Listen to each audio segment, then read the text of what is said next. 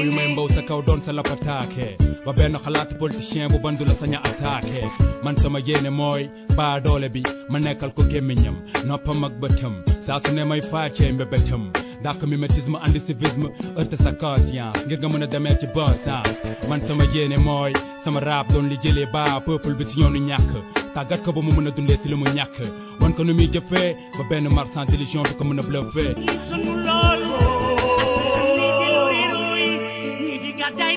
Mesdames, Mesdemoiselles, Messieurs, bonjour. Merci de suivre votre émission Objection, Profil. Eh bien, ne pouvait être plus intéressant que notre invité de ce dimanche, puisqu'il a en charge les institutions de ce pays avec ce qui s'est passé comme information, une actualité qui s'affole entre l'exécutif et le législatif. De quoi il a été question? Tout est parti d'un projet de loi pour la suppression des deux institutions que sont le Conseil économique, social et environnemental et le HCCT, le Haut Conseil des collectivités territoriales. Projet de loi rejeté par la majorité Benno à l'Assemblée nationale qui, le lendemain, décide d'introduire une motion de censure pour renverser le gouvernement. Le chef de l'État, du coup, prend un décret pour limoger les présidents des deux dites institutions. Oui, la suite est connue puisque le chef de l'État ne s'est pas arrêté là. Il a introduit une convocation pour l'ouverture d'une troisième session extraordinaire avec un ordre du jour précis. L'Assemblée nationale retient la date du 11 devant abriter la déclaration de politique générale. Le chef de l'État revient cette fois-ci pour corriger et arrêter la date du 13 septembre conformément à l'article 97 de la Constitution, c'est-à-dire le respect des 8 jours francs qui correspond à la date du 13 septembre devant abriter la DPG, la déclaration de politique générale. Ainsi est campé le sujet. Qu'en est-il réellement? Notre invité est bien placé pour nous expliquer de quoi il s'agit réellement. Oui, Yankoba Diémé, c'est son nom, le ministre du Travail, de l'Emploi et des relations avec les assemblées. Vous comprenez alors pourquoi il est ce dimanche dans nos studios. C'est pour nous expliquer en réalité qu'est-ce qui s'est réellement passé. Monsieur le ministre, c'est un plaisir. Oui, que devons-nous retenir avec le recul?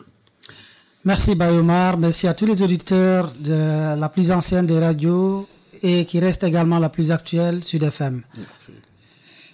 Bayomar, ce qu'il faut retenir, le chef de l'État avait estimé, avait vendu aux Sénégalais dans le cadre d'une campagne électorale, les Sénégalais lui ont fait confiance à hauteur de 54,8% sur la base d'un programme. Et dans ce programme-là se trouvent des choses simples, parmi lesquelles, à l'arrivée à la magistrature, il supprimera tout ce qu'il estime comme institution budgétivore, dont le HCCT et le Conseil économique, social et environnemental. Le chef de l'État, en prenant la décision de confier à l'Assemblée nationale, j'estime, pour avoir plusieurs choix, soit d'aller par voie référendaire ou autrement, a fait honneur à l'Assemblée nationale. Honneur parce qu'il avait la possibilité de le faire autrement. Et le sort des choses nous a donné raison. Il a soumis cette demande à l'Assemblée nationale. Nous avons écouté à plusieurs reprises, moi en tant que ministre en charge des relations avec les institutions, ce n'est pas ma première fois à l'Assemblée, mais le discours le mieux partagé par nos vaillants députés à l'Assemblée nationale était chacun, notamment les députés de la mouvance Benno, qui disaient toujours qu'ils sont des républicains. Et cela a été dit aux Sénégalais, et le chef de l'État y a certainement cru, avec le bénéfice du doute, en soumettant cette loi. À notre surprise, ensemble, nous avons vu que les députés ont rejeté. Et quand ils l'ont rejeté, ça s'est soldé par une menace avec une motion de censure tendant à renverser le gouvernement. C'est peut-être mal apprécié les outils juridiques et les outils constitutionnels qui sont à la disposition des pouvoirs publics. Il faut dire aux Sénégalais, sans se lamenter, sans pleurnicher, mais en se réjouissant parce qu'il s'agit du choix de notre modèle de démocratie. Notre mode de gouvernance et à travers lequel les Sénégalais ont choisi, à travers un référendum, les outils qui doivent marquer l'équilibre des différents pouvoirs. Et c'est en ce sens qu'il faut se réjouir, premièrement, part, quels que soient les soubresauts, voici une loi qui intéresse tous les Sénégalais et qui a été un processus qui a été enclenché sans tambour ni trompette. Il n'y a pas eu de lacrymogène, il n'y a pas eu de policiers qui ont envoyé une assemblée. Et il faut se réjouir d'une chose. La démocratie parlementaire a repris son souffle, la démocratie parlementaire a repris son vrai visage. Les députés ont dialogué, des positions très tendues, mais dans le cadre de l'expression démocratique. Malheureusement ou heureusement, la loi a été rejetée. Avez-vous été surpris par justement ce rejet? Ni surpris, je ne dirais pas non plus que je l'attendais. J'ai considéré qu'il y avait là une opportunité de rebond donnée à l'Assemblée nationale à travers les députés de la mouvance actuellement majoritaire à l'Assemblée de démontrer qu'ils étaient républicains parce que c'est cela qu'ils disaient au chef de l'État. Malheureusement, ça ne s'est pas fait comme ça. Ils ont rejeté, ils ne sont pas limités au rejet, ils ont menacé en déposant effectivement une motion de censure. Vous savez, l'article 84 de la Constitution a fait l'objet d'utilisation par le chef de l'État, lequel article donne la primauté des commandes de l'exécutif au niveau de l'Assemblée. En français facile, lorsque même il y a une session ordinaire ou extraordinaire ouverte, la demande de l'exécutif, du chef de l'État notamment, passe avant tout. Et elle doit être exécutée dans l'ordre des priorités fixées par le chef de l'État. Vous voulez parler de la session justement extraordinaire?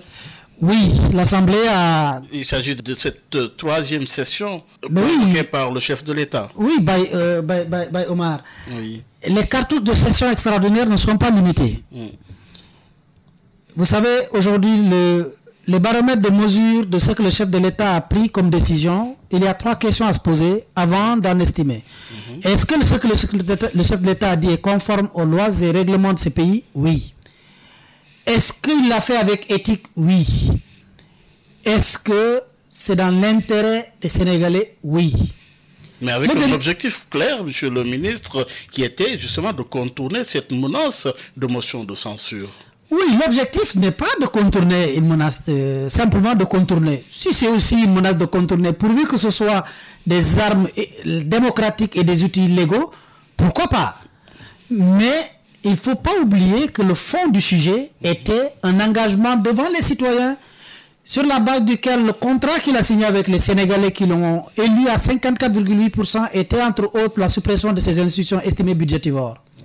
Aujourd'hui, trouver les moyens de les mettre en œuvre n'est ni plus ni moins que une stratégie, un devoir pour satisfaire à une commande sociale, parce que c'est cela qui relève du pacte qu'il a eu avec les Sénégalais. C'est la raison pour laquelle ce n'est pas l'objectif de sauver ou le gouvernement qui a amené. La preuve, il a amené cet acte-là pour un but visé, qui est de supprimer le Conseil économique, social et environnemental et HCCT.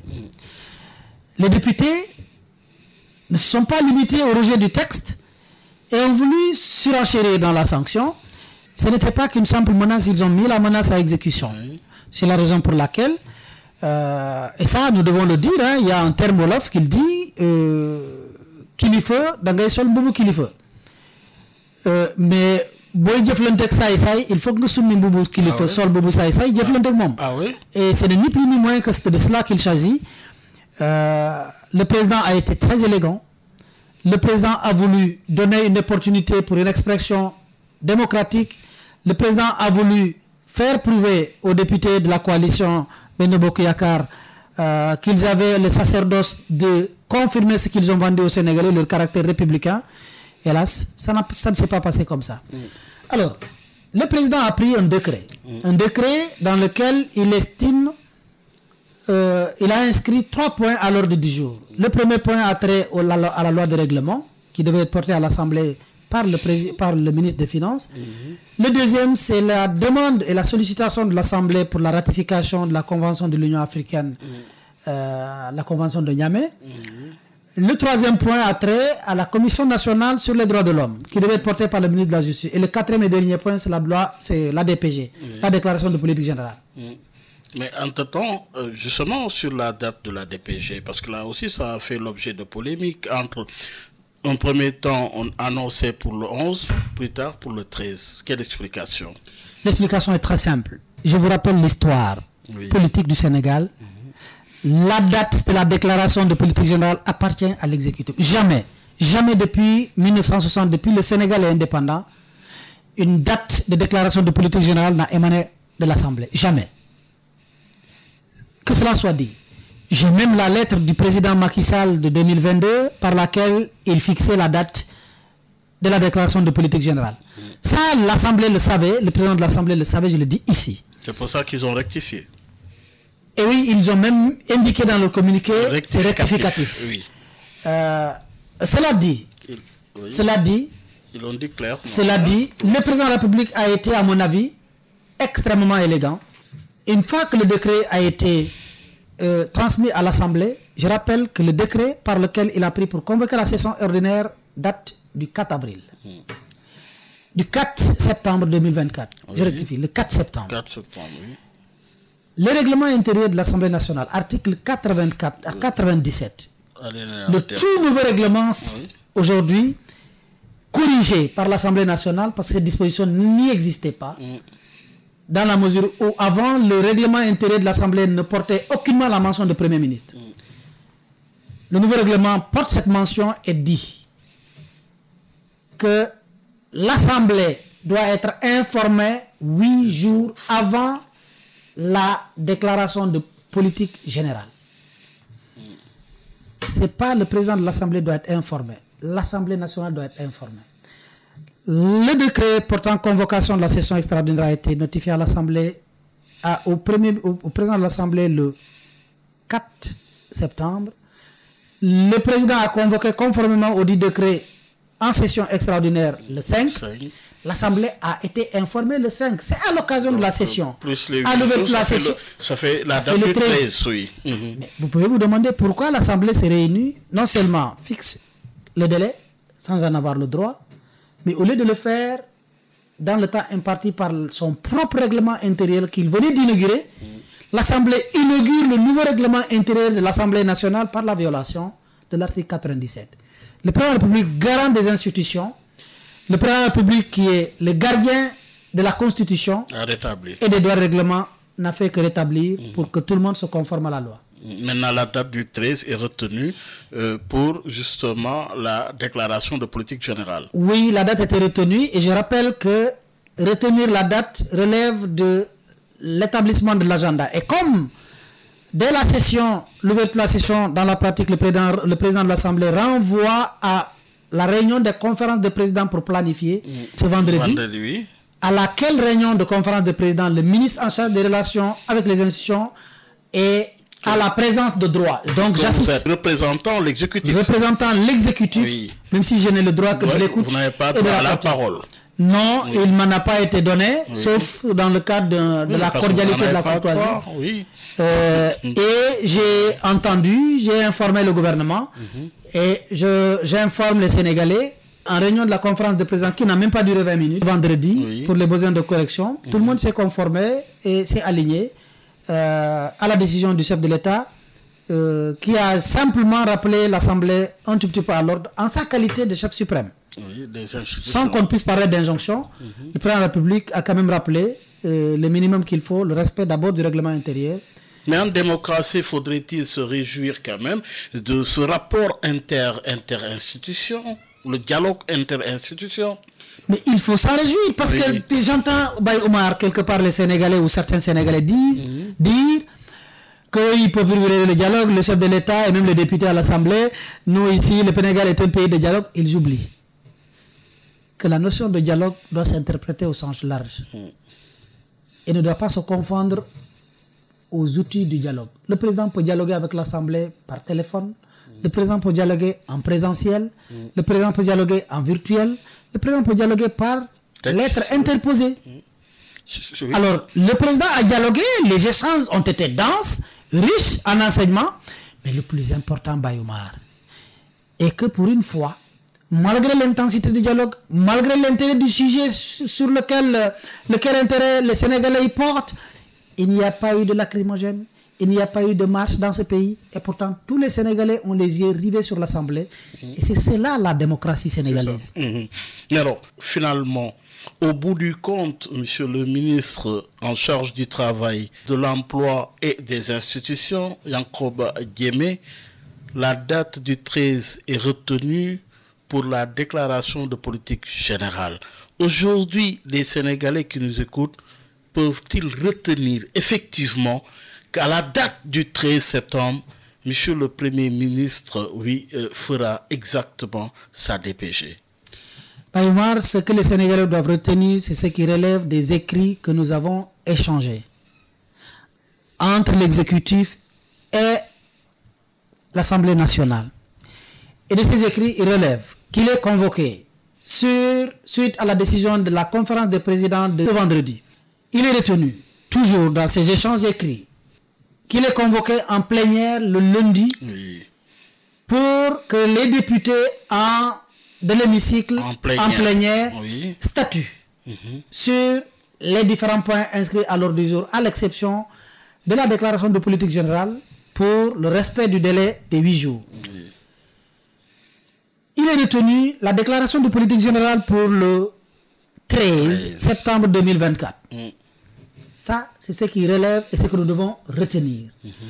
Maintenant, je le dis ici, tout haut et tout fort, que personne n'a le devoir de préjager de ce que le président de la République va faire dans le cadre de ses pouvoirs régaliens. C'est-à-dire le fait de fixer la date de la déclaration de politique générale pour le 13 ne préjudicie en rien des pouvoirs régaliens du chef de l'État. Les pouvoirs régaliens du chef de l'État, il peut décider librement. Faudrait-il les rappeler ici? Ben oui, le président de la République a le pouvoir de dissoudre l'Assemblée nationale lorsque les conditions de dissolution sont réunies.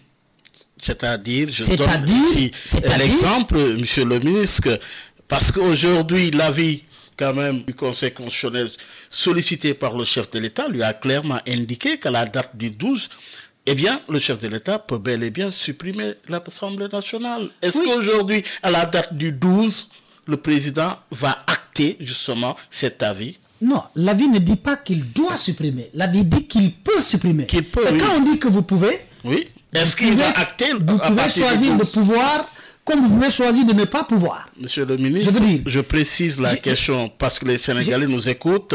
Aujourd'hui, cet avis qui mentionne la date du 12 comme possibilité de dissolution de l'Assemblée nationale, est-ce qu'à partir du 12, le président va acter cet avis?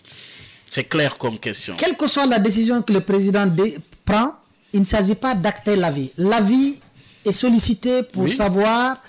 Mais est-ce qu'il va acter... Un instant. Il n'acte pas l'avis. Si je veux qu'on s'accorde sur le terme. Aujourd'hui, s'il dissout l'Assemblée, il n'acte pas l'avis.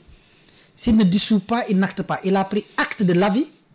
À charge pour lui de savoir qu'est-ce que lui offre la loi dans le cadre de l'utilisation de ses prérogatives régaliennes. Maintenant, je ne peux pas, moi, je ne sais pas ce qui se passe dans la tête du président de la République, de ce qu'il fera après le 12. Je sais qu'il est prévu la déclaration de politique générale le 13 septembre 2024 à l'Assemblée nationale. Mais monsieur le ministre, Le président de la République, je sais également que le président de la République ne peut pas dissoudre l'Assemblée nationale avant le 12. Oui, au-delà. Je sais qu'au-delà, à partir du 12, je veux dire à partir du 13 à 0 heure, le président de la République est habilité, à partir du 12 plutôt, à partir du 12 à 0 heure, le président de la République est habilité à dissoudre l'Assemblée. Maintenant, ça, ce sont ses prérogatives régaliennes. Il n'en discute avec personne s'il le veut, ou il discute avec celui qu'il veut. Il n'en a pas discuté avec moi. Je n'ai pas eu cette primeur, et je ne peux pas présager de ce qui se passe dans son esprit ni dans sa tête. Il en a la seule prérogative qui est une prérogative constitutionnelle que lui offre la loi. Monsieur Yankoba Diémé, aujourd'hui, l'enjeu principal, c'est la date du 13. Mais aujourd'hui, tel que la possibilité existe pour le chef de l'État à partir du 12 à 0 heure, eh bien, il peut bien dissoudre l'Assemblée nationale. Je dis bien, il peut bien dissoudre conformément à l'avis du Conseil constitutionnel. Oui, de ce point de vue, vous gardez un peu, justement, ces hypothèses. Laquelle choisirez-vous? Je n'ai pas à choisir une hypothèse.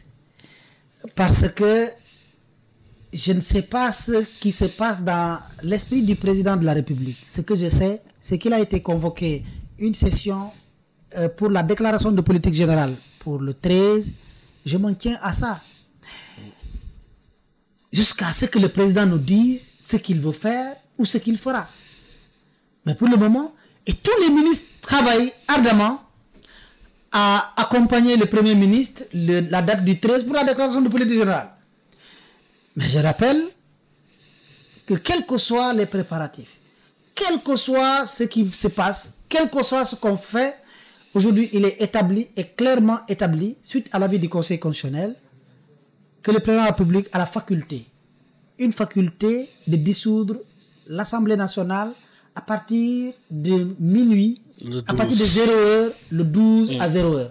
Une faculté Bayomar, ça peut s'utiliser comme ça peut ne pas s'utiliser. C'est clair. Alors, monsieur le ministre Yankoba Diémé, aujourd'hui, si tant est que le chef de l'État, justement, dans ses prérogatives, prend la décision de dissoudre l'Assemblée nationale à partir du 12-0h, l'histoire retiendra pour qu'une première, un Premier ministre n'a pu, justement, obéir à la déclaration de politique générale. De ce point de vue, par rapport à l'histoire, quelle réaction? Et par rapport à l'histoire, nous n'avons pas de remords, nous n'avons pas de regrets, nous n'aurions pas de regrets. Pour la bonne et simple raison, nous estimons, humblement, avec tout le respect que nous devons aux Sénégalais, cette situation ne nous est pas imputable. En aucun cas. Je rappelle que ce qui est à l'origine de tout ça, c'est parce qu'il y avait à l'intérieur de l'hémicycle un règlement que personne ne sait qui l'a amené.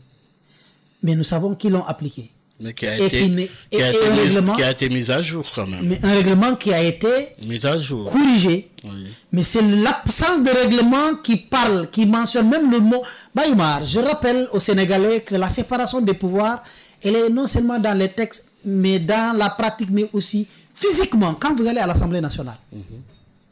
Il y a des signaux manifestes de ce qu'on appelle la séparation des pouvoirs.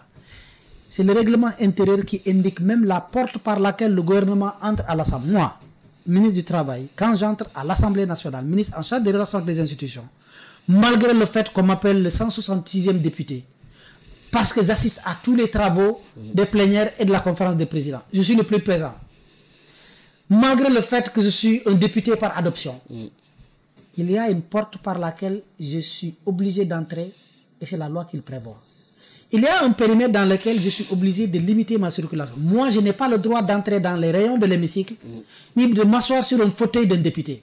Ça, c'est le symbole fort de la séparation des pouvoirs. Le Premier ministre, comment il pouvait venir à l'Assemblée alors que son nom même n'est pas mentionné dans le règlement intérieur? Ce n'était pas possible. Il aura simplement demandé de s'ajuster. Si on n'avait pas fait ce que certains appellent la falsification du règlement intérieur, si le règlement intérieur était ajusté, nous n'avions pas le choix, nous n'avions qu'un délai de 3 mois, Bayomar, pour faire la déclaration de politique générale, qui est une obligation constitutionnelle, mais le chemin par lequel vous devez emprunter pour satisfaire à cette obligation est prévu par une loi organique qui est le règlement intérieur de l'Assemblée nationale. Donc, on n'avait pas les moyens de donner suite à l'obligation constitutionnelle, faute d'un règlement intérieur. À partir de ce moment-là, si par le fait qu'il y a des gens, aujourd'hui on devait même traquer ceux qui ont falsifié le règlement intérieur. Pour moi, c'était cela. Donc, à partir de ce moment-là, nous n'avons rien à nous reprocher qu'une déclaration de politique générale ne se soit pas tenue. Le Premier ministre était tellement prêt, il avait tellement faim et soif de parler aux Sénégalais de la vision du chef de l'État qu'il a même, à un moment donné, brandi l'idée de devoir le faire devant un jury populaire constitué par les citoyens sénégalais. Parce qu'après tout, la Constitution dit que la souveraineté appartient au peuple qui l'exerce par la voie de circonscription. Mais de façon cadrée quand même, encadrée. C'est le peuple l'Assemblée nationale est le substitutif du peuple quand même. Oui, par un schéma qu'on a utilisé, mais la souveraineté n'appartient pas à l'Assemblée. La souveraineté n'appartient même pas à la première institution qui est le chef de l'État. La souveraineté appartient au peuple.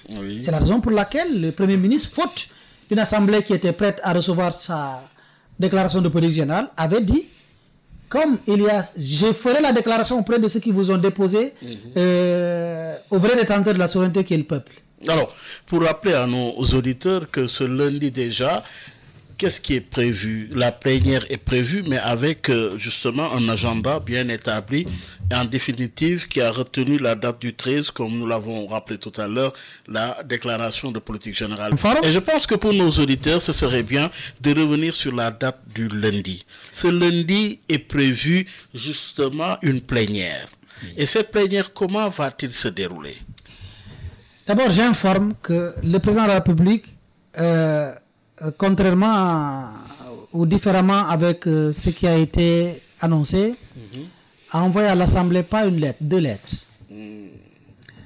La lettre pour ce que j'appelle une lettre de recadrage par rapport au non-respect du règlement intérieur pour la date. La date, oui.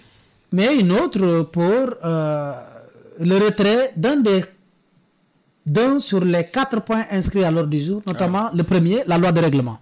Donc le lundi, nous n'aurons affaire qu'en plénière à 2 sujets à l'ordre du jour. Le premier sujet étant la loi de règlement que l'exécutif a décidé de retirer. Il reste la loi portant autorisation du président de la République pour ratifier la convention de l'Union africaine, la convention de Niamey. Oui. Et enfin, toujours dans les plénières du lundi, il est attendu le débat et l'adoption éventuelle ou le rejet, c'est selon, de la loi sur la Commission nationale des droits de l'homme, qui sera portée par le ministre de la Justice. La DPG devant attendre le vendredi, le 13. Et pour permettre justement au Comité sénégalais des droits de l'homme justement d'améliorer son statut. Exact. Oui, à ce niveau de retrouver son statut A, c'est ça? Exact, parce que c'est une loi qui me semble extrêmement importante et que le ministre en charge de la Justice était en charge de défendre le samedi et qui sera discuté, Inch'Allah, en plénière le lundi et avant d'être éventuellement adopté. Alors, donc, en fin de compte, le lundi, lorsque ces points inscrits à l'ordre du jour seront justement examinés et adoptés, après, c'est la date du 13 qui est attendue, c'est-à-dire la DPG. Absolument. Le vendredi. Absolument, je confirme que ce sera la date du 13 qui est attendue. Oui. Et nous l'attendrons tous sagement, chacun dans un petit coin, et nous suivrons. L'expression démocratique fascinante de la démocratie sénégalaise, notamment la démocratie parlementaire. Si entre-temps, le 12-0 il n'y a pas eu justement de décision de la part du chef de l'État de dissoudre. C'est une faculté qui revient au chef de l'État. Oui. Le Conseil constitutionnel l'a confirmé. Oui. Je confirme que c'est une faculté. Si ça advenait également, mais c'est tout normal. Les Sénégalais vaqueront à leurs occupations. Parce que c'est l'exercice normal des outils que le Sénégal s'est choisi comme étant les outils de l'équilibre des pouvoirs. Yankoba Diémé, si le président justement acte la dissolution au soir du 12 septembre 2024, c'est justement le début des élections anticipées législatives qui commencent, dites-vous? Si. Il est vrai qu'avec des si, on peut mettre Paris dans une bouteille. Mais si effectivement c'est le cas, les acteurs politiques vont s'organiser, vont devoir peut-être dans la pratique connue au Sénégal, se braquer sur l'organisation des élections législatives. Oui, ça c'est vrai. Si. Oui, mais justement, pour le moment, mais avec quand même des interrogations de ce point de vue. La problématique du parrainage. Le calendrier autour du code électoral, c'est également des cas à résoudre. Oui, vous savez, j'ai résisté à ne pas parler d'élections anticipées parce qu'en parler en tant que ministre en charge des rassemblements, c'est même présumé de ce qui se passera entre le 12 et le 13. Chose que je n'avais pas envie de faire. Mais avec les si, je vais accepter d'aborder avec vous. Vous êtes quand même un membre influent de PASTEF quand même. Si c'est le cas, je réponds simplement par vous dire, Bayomar, on a résolu au Sénégal des problématiques plus difficiles. On a le plus complexe que celle-là. Les élections passées en sont un baromètre de mesure de la capacité des Sénégalais de résoudre des équations du genre. Vous avez déjà réfléchi de la question? Non, ce n'est pas une question de réfléchir. Vous m'avez posé une question, je réponds en donnant mon opinion là-dessus. Et ce n'est pas une question qui a été réfléchie entre quatre murs, parce que pour nous, quand le président donne signe le décret qu'il a envoyé à l'Assemblée nationale, oui, tout peut venir entre moments, des faits nouveaux pour apparaître, mais ce n'est pas une question qu'on a réfléchi en conclave. Mais j'estime, et c'est mon avis, que le Sénégal a résolu des problèmes éminemment plus complexes que cette problématique que vous venez de poser. Je ne l'élection présidentielle passée en est une illustration. Je ne pose pas le problème parce que le Premier ministre en a déjà parlé, vous l'avez suivi dans sa déclaration annonçant que ces députés qui parlent ne verront pas après le 13, justement, le jour en tant que député. C'est clair, non? Que lui-même, il a annoncé, justement, la date du 12 comme devant, justement, permettre la dissolution, justement, de cette Assemblée. Je suis d'accord que c'est clair. Je suis d'accord que le Premier ministre l'a dit, avec les mots que vous venez d'utiliser. Mais je rappelle que quand le Premier ministre, du moment où le Premier ministre, quand il le disait, il n'y avait pas une lettre du président qui fixait la date de la DPG le 13. Vous êtes d'accord? Oui.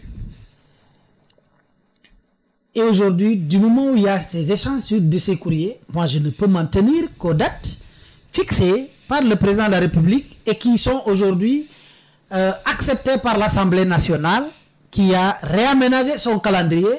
Et moi, je fais vivre à l'agenda parlementaire, puisque je suis 170e député ou député par adoption. Oui, mais justement, monsieur le ministre, vous convenez avec moi que le ministre, c'est deux activités. C'est l'activité d'État, mais c'est l'activité politique aussi. En ligne de mire, ces élections, dites-vous. Mais ça, je l'avoue, que j'ai une casquette politique. Les fonctions de ministre sont également des fonctions éminemment politiques. Mais je n'élude pas la politique. Et dans ces étroites collaborations avec la gestion de la cité, et édulcorée, j'allais dire, elle est organisée par des écrits, et aujourd'hui nous avons un écrit qui relève de la production du dialogue entre les institutions. Pour le moment, je préfère m'en tenir qu'aux éléments de ce dialogue, le courrier qui dit que, et la convocation que vous avez sous vos yeux de l'Assemblée nationale, qui parle entre autres de la déclaration de politique générale le 13. Maintenant, je rappelle que si le président de la République venait à utiliser ou à faire recours ou à utiliser ses pouvoirs régaliens et ses facultés de pouvoir dissoudre ou pas l'Assemblée, pour moi, c'est mon opinion personnelle, ceux qui pensent qu'il y a des difficultés, ce ne sont pas des difficultés insurmontables. Le Sénégal a surmonté pire que ça comme difficulté. Et l'élection présidentielle dernière en est une illustration. Mais je ne présage pas de ce que le chef de l'État fera. Alors, mais justement, oui, il est notre invité, Yankob Diémé, ministre du Travail, de l'Emploi et des Relations avec les Assemblées. Alors, oui, la posture incarnée par le Premier ministre aujourd'hui. Un Premier ministre, il gouverne, non? De ce point de vue, quelle perception cela vous donne aujourd'hui de son rapport justement avec les députés? Oui, vous avez bien dit une phrase que j'aime bien, le Premier ministre gouverne. Souvent, j'entends dire que oui, c'est le Premier ministre qui gouverne, ce n'est pas le Président de la République. J'avais dit à la personne qui le répétait très souvent en off, j'ai repris, pour être sincère, j'ai repris le terme du professeur Martar Diouf dans Ce n'est plus, qui a justement titré justement son texte, oui, le Sénégal, un Premier ministre qui gouverne. Moi, j'estime que si j'étais enseignant et qu'un élève écrit que le Président de la République préside, le Premier ministre gouverne, si c'était une question, je ne lui collerais pas, je l'aurais au-dessus de la moyenne, parce que pour moi, il a trouvé.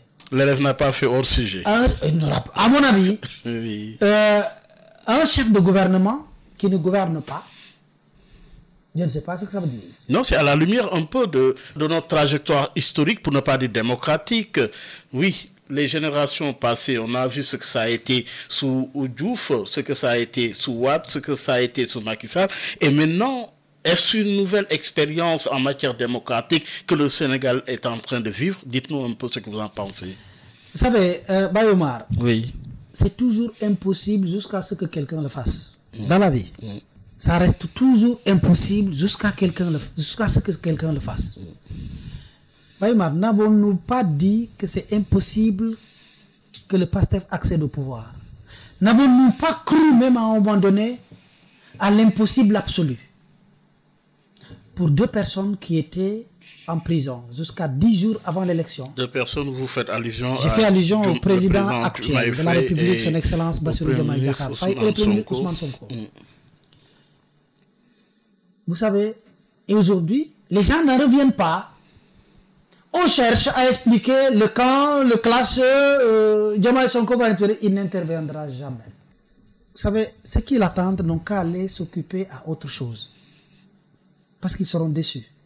Je rappelle, les gens disent que le Premier ministre a parlé de ce qui passera, des décrets qui seront pris, alors que c'est le président de la République qui a le pouvoir de signer les décrets. Les gens oublient qu'au Sénégal, on a ce qu'on appelle le double sein des décrets. Tous les décrets du président de la République sont contresignés par le Premier ministre. La signature, elle est personnelle. Elle engage l'individu. La signature, c'est personnel. Donc, cela dit, pour moi, j'estime que c'est un débat qui est vide de sens, que de penser que le Premier ministre ne doit pas pouvoir se prononcer, même sur des décrets à venir. Vous ne savez pas, dans la vraie pratique, comment ça se passe. Est-ce qu'il se concerte avec le président avant? Ça, pour moi, c'est un non-sens. J'en passe. Cela dit, j'estime aujourd'hui que nous avons la chance d'avoir un Premier ministre qui coordonne de façon éminemment efficace l'action gouvernementale. Oui, avant, le schéma c'était que l'actuel Premier ministre, qui était notre candidat, que nous voulions qu'il soit le président de la République, sa collaboration, l'actuel président Bassirou Diomaye Diakhar Faye a été celui qui avait l'appareil du parti, l'appareil politique de PASTEF, et qui assurait de façon technocratique avec une rigueur exemplaire. Sur le plan administratif. Oui, certains estiment que les paradigmes ont changé.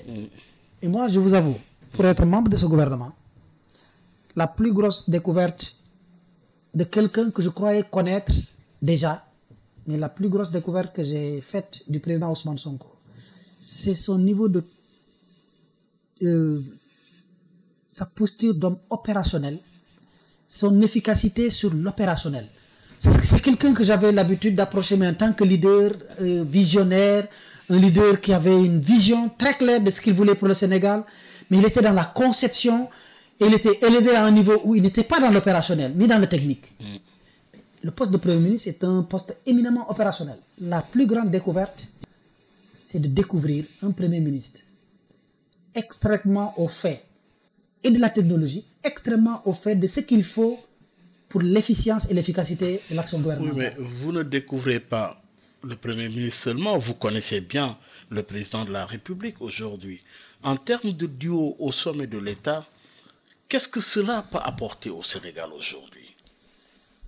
C'est ce qui est déjà en train de se passer.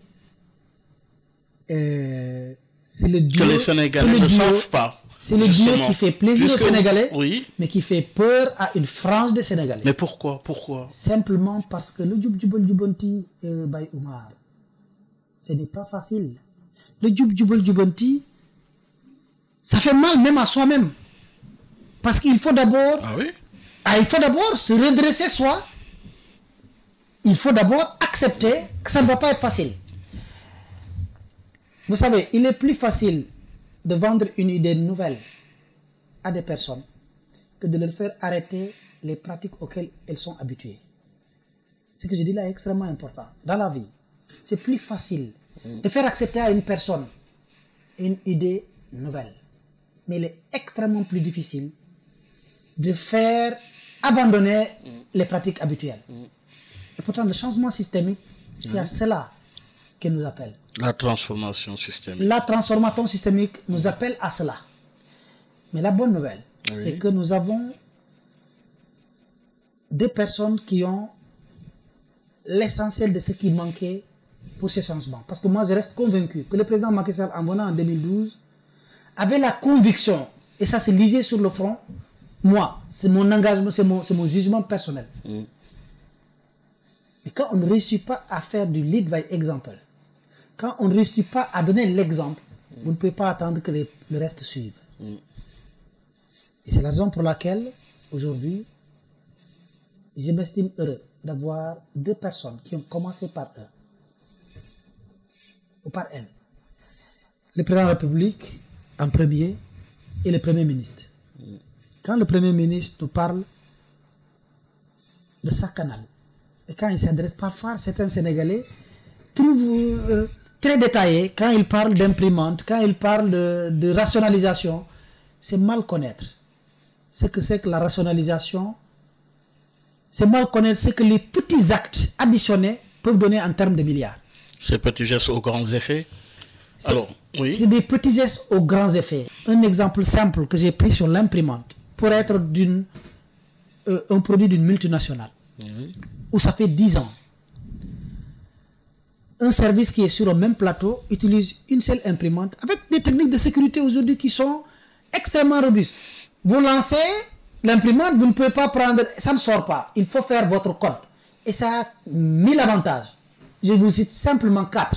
Vous savez, il est établi que l'essentiel des maladies contractées dans le cadre du travail sont dues au fait que le travailleur se sédentarise. Il reste 2 heures de temps sur le poste, 3 heures de temps sur le poste. Et c'est le cas lorsque vous avez sur votre table l'imprimante, le téléphone, le chargeur qui est à côté, où vous pouvez brancher. Vous faites tout, et même le réfectoire pour manger sur la table. De 8h à midi, vous êtes assis. Ça donne beaucoup de maladies. Énormément de maladies. C'est établi par les médecins du travail. De l'hémorroïde à toute autre maladie. Le fait d'avoir une imprimante centrale vous oblige à vous lever de temps en temps pour aller chercher la feuille. Deuxième chose, aujourd'hui, la corrélation des études faites aujourd'hui par Greenpeace, des études faites par les organisations d'ordre environnemental sur le nombre d'arbres abattus parce que vous imprimez une feuille. Sur aujourd'hui le taux de carbone, le taux de pollution dégagée, parce que l'imprimante qui sort la feuille dégage de la pollution. En termes d'économie, l'encre que vous achetez, les déchets qui sortent de l'encre, les gens ne s'occupent pas. Comment on s'occupe de ces déchets-là? Quand vous calculez le tout, vous ne pouvez même pas imaginer l'économie de chaîne qui est faite là-dessus. C'est énorme, Bayoumar. Et quand vous le calculez dans le cadre de la chaîne administrative, avec le temps, mais c'est énorme comme économie. L'énergie de la Sénélec qui est bouffée, vous ne pouvez pas imaginer. Même à l'échelle d'un État? À l'échelle d'un État, c'est des milliards. Alors, et je n'ai cité qu'un seul exemple parmi tant d'autres. Alors, de ce point de vue, parce que quand même, c'est un des objectifs de votre gouvernement, justement, c'est la rationalisation des dépenses publiques également, de ce point de vue. Oui, corrélé justement à la reddition des comptes. De ce point de vue également, il est attendu justement de l'action dans ce cadre-là. Que pouvez-vous dire aux Sénégalais, puisqu'il a été annoncé sous peu, oui, plusieurs fois d'ailleurs, que devons-nous retenir? Alors, il faut retenir que, et s'estimer heureux, que quand on parle de rationalisation, la suppression du HCCT et du Conseil économique, social et environnemental en répond en partie. Elle relève d'une promesse électorale, mais c'est lié à ce besoin éminent de rationaliser en supprimant ce que nous estimons comme étant des institutions budgétivores.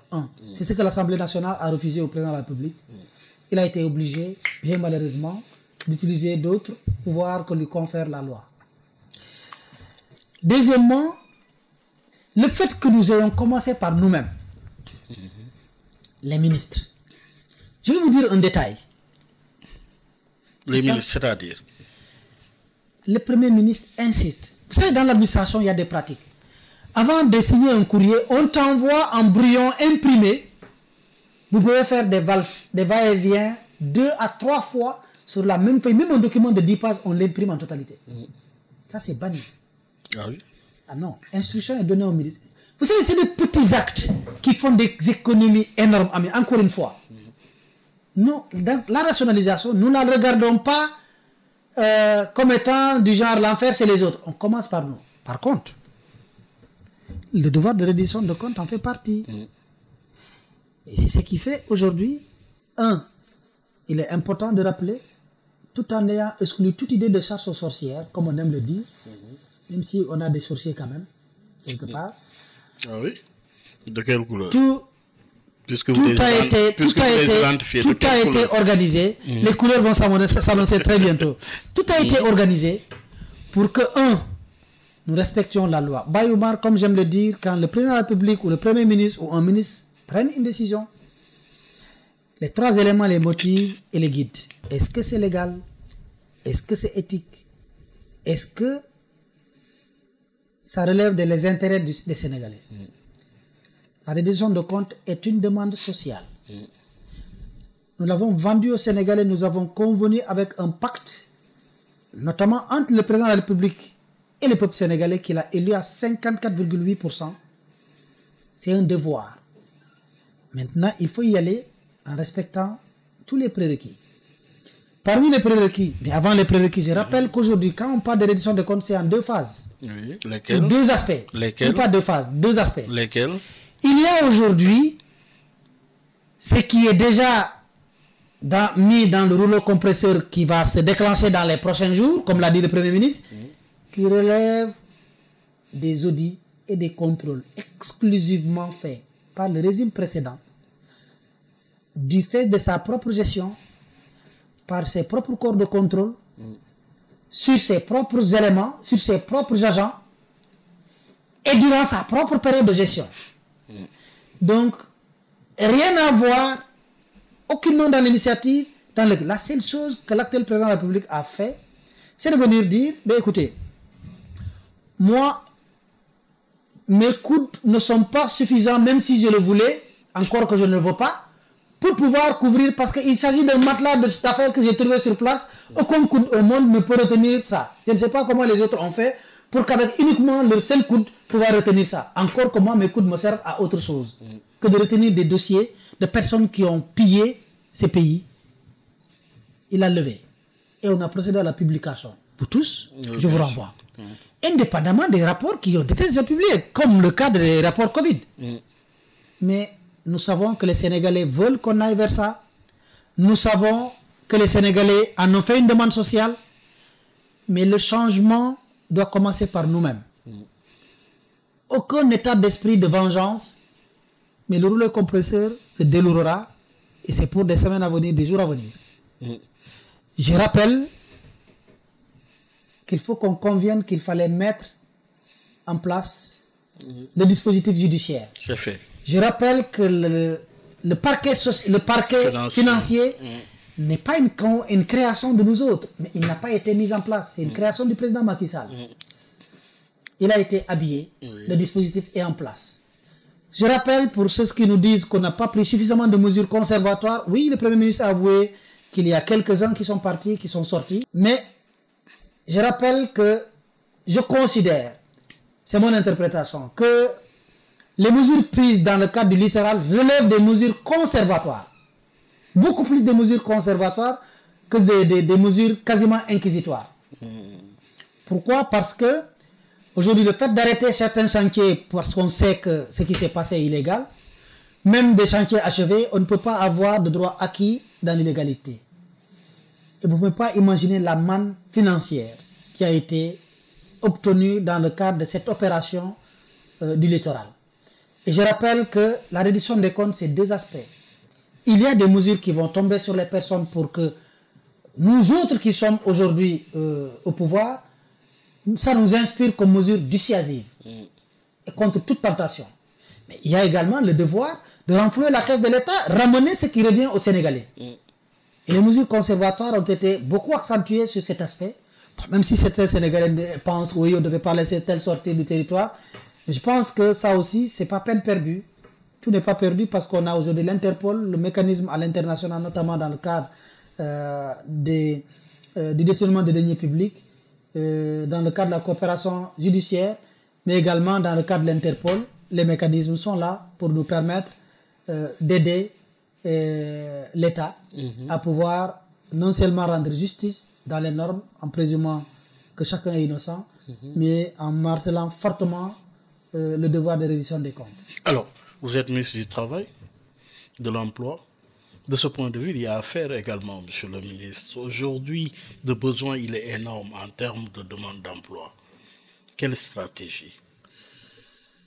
Je confirme que le besoin est énorme. Je confirme que le challenge est très haut. Je confirme que les jeunes en ont besoin.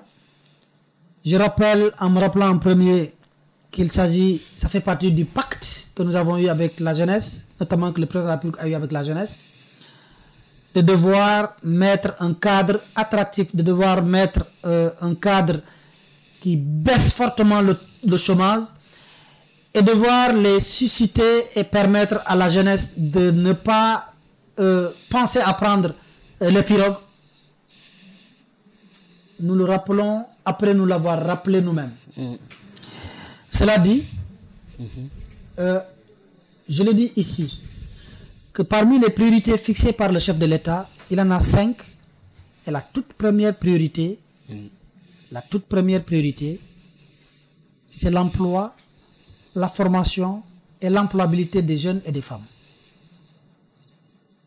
La première priorité par rapport aux 5 priorités. Et le chef de l'État, à l'occasion d'un conseil des ministres, a dit qu'il fait de cette question une question de sécurité nationale. Je ne sais pas si vous posez bien les mots. Le chef suprême des armées qui dit que c'est une question qui relève d'une sécurité nationale. Cela dit, je vais partager avec vous les quelques premiers actes qui sont posés. Le président de la République a convié le patronat et le monde syndical, notamment les syndicats les plus représentatifs, à la présidence de la République. Il m'a convié à cette rencontre qui a réuni lui, le Premier ministre, moi-même, et toutes les centrales les plus représentatives, mais le patronat d'abord, pour discuter et convenir de 2 à 3 choses sur lesquelles nous travaillons. Et la déclaration de politique générale, que je pense qu'elle aura lieu le 13, va y revenir. D'abord, qu'on ait un pacte de stabilité sociale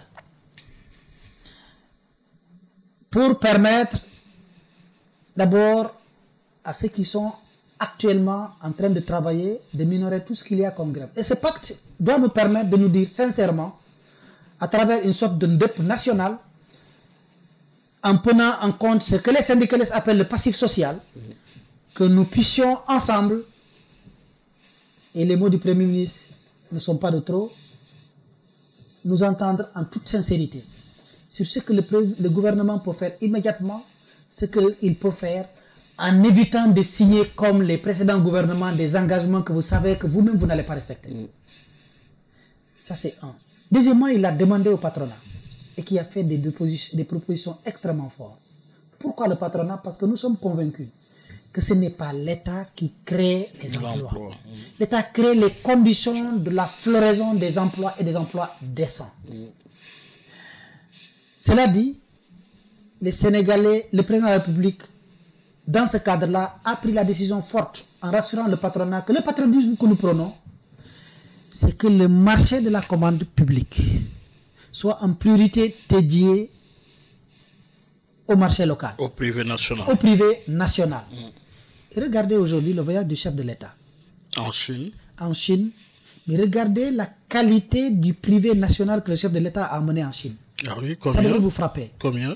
Mais je n'ai même pas à dénombrer, mais regardez sur les images, vous voyez des personnalités comme Pierre Goudiaby Atepa. Je peux continuer à citer. Des personnalités de la des personnalités je ne veux pas citer les organisations au point de donner l'impression de faire une publicité de certaines. Toutes les catégories socio-professionnelles. Mais toutes les catégories. Et avec une certaine priorité donnée à tout ce qui s'active aujourd'hui sur le monde du savoir, du savoir-faire et du savoir-être, qui est la richesse la plus grande qu'un État a besoin, dont un État a besoin pour se construire. Du côté de l'emploi, le président de la République nous a instruits, et ce sera pour bientôt.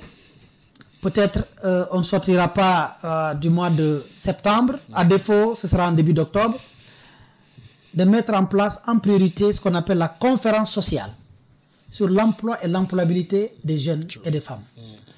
Nous avons déjà envoyé les thèmes de référence au Premier ministre, qui certainement va convoquer un conseil interministériel pour y travailler, pour, à l'image de la conférence, sinon du dialogue qu'on a fait sur la justice, cette thématique à elle seule a fait l'objet, sur instruction présidentielle, de l'ériger. Et vous verrez ce que le président de la République et le Premier ministre, ensemble, nous autres metteurs en œuvre, envisageons pour l'emploi. Ça va certainement se différencier, ça ne va pas justement être comme les dialogues qu'on a l'habitude de voir, les assises qui se dénombrent sans pour autant passer à l'action. Vous savez, le plus important dans ces dialogues, ce n'est pas de venir s'asseoir, de parler. Beaucoup l'ont fait. Aujourd'hui, nous réussirons. Qu'est-ce qui va changer? Parce que l'élément essentiel, c'est la sincérité du dialogue. Je vous assure que c'est l'élément. Et le respect des engagements. C'est ce que je dis. Non. Le respect des engagements est tributaire de la sincérité. Moi, je suis convaincu, Bayoumar, que quand les précédents gouvernements prenaient et acceptaient certains accords, c'est en connaissance de cause qu'ils ne pouvaient pas les respecter. Et c'est la chose à éviter. Un gouvernement, c'est sa parole. Un gouvernement, c'est sa signature. Un gouvernement, c'est son engagement.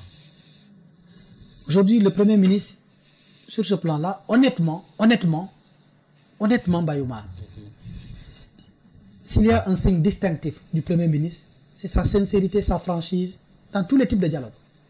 Même dans le dialogue politique ou politicien, les dialogues de partis politiques. Souvenez-vous, en 2019, pourquoi sa coalition était la plus maigre des coalitions? Pour quelqu'un qui, au sortir, a eu plus de 15%. C'est parce que quand les politiques étaient habitués, ils viennent, ils vous disent deux questions qu'ils vous posent. Mais monsieur le candidat, quelle est ma part du budget pour la campagne? Monsieur le candidat, en cas de victoire, j'aurai quel poste? C'est les deux questions qui nous intéressent. Le PASTEF a dit, on ne deal pas sur les postes. Le PASTEF a dit, à l'époque, nous, quand on vient ici, c'est le don de soi pour la patrie. Ça nous a valu la perte. Je rappelle, le président Pape Diop nous a approché, la question a été posée, pas de conclusion. On a discuté avec le président Idrissa Seck à l'époque, pas de conclusion. Je peux citer d'autres, sans les vexer. Mais c'est PASTEF. Et c'est ce qu'on a fait. C'est pourquoi, dans le cadre de la coalition Yewwi Askan Wi, vous n'avez pas vu quelqu'un qui m'a dit on n'a pas respecté la parole qu'on m'a donnée. Un gouvernement aussi restreint de 25 ministres a pu être fait, où j'ai eu ce privilège de faire, dont j'ai eu ce privilège de faire partie, sans tambour ni trompette. C'est parce que la sincérité a prévalu. On ne peut pas le faire dans le cadre de landerneau politique, que certains peuvent qualifier de politiciens, et que quand on incarne l'État et les institutions de la République, qu'il en soit autrement. Ça va être difficile parce qu'on va dire la vérité. Les Sénégalais ne sont pas habitués à certaines vérités. Ce qu'on peut, on leur dira. Ce qu'on ne peut pas, immédiatement, on le dira. Quand est-ce qu'on peut, on leur dira. Ce qu'on ne peut pas, on le dira. Parce qu'il ne faut pas oublier que ces négociations, ce dialogue, interviennent dans un contexte où le Sénégal a commencé à récolter ses premiers barils de pétrole. Il doit falloir que la redistribution des richesses prenne en compte ce volet essentiel qui est l'emploi. Et quand le président de la République vous dit qu'il va faire de l'emploi pour la jeunesse, croyez-lui. Yankoba Diémé, merci. Bayoumar, je vous remercie pour l'invitation et je remercie tous les téléspectateurs qui nous suivent. Et je me réjouis que la démocratie sénégalaise ait sa facette que nous attendions de tout le temps. Il n'y a aucun non-respect d'aucune législation. Vous n'entendrez nulle part que telle a violé telle loi. Et ce qu'on vote aujourd'hui intéresse tous les Sénégalais. Bal takul, lacrymogène takul, marche amul, santé à l'homme. Il était question d'entendre le mot de l'exécutif dans ces péripéties connues ces derniers jours et qui certainement au soir du 12 septembre nous donnera beaucoup plus d'éclaircies sur justement l'aboutissement de cet épisode, de ce feuilleton à suivre. En tout cas, ça a été un plaisir certainement. On aura d'autres occasions pour aller encore en profondeur de ces questions qui sont du reste des questions à enjeu. Merci beaucoup, Monsieur le ministre Yankoba Diémé. Merci beaucoup, Bayoumar. Merci à Sud. Merci aux organisateurs de l'émission. Merci justement à tous ceux qui nous ont écoutés et suivis. Et surtout un grand bravo à l'équipe digitale à la tête Pape Abdoulaye Dieye Ndoye, au revoir. Vous êtes sur la 98.5. Eh bien, vous avez raison, restez-y cette fois-ci avec Maodo Faye dans le cadre de Janobi. Au revoir. mbow yu may mbow sa kaw doon sa lapataake ba benn xalaat politicien bu bandu la saña attaqué man sama yéene mooy baa doole bi ma nekkal ko gémmiñam noppam ak bëtam saa su ne may faacee mbébétam dàq mimétisme andi civisme heurte sa conscience ngir nga mën a demee ci bon sens man sama yéene mooy sama rap doon li jëlee baa peuple bi si ñoonu ñàkk tàggat ko ba mu mën a dundee si li mu ñàkk wan ko nu muy jëfee ba benn marchand d'illusion du ko mën a bluffé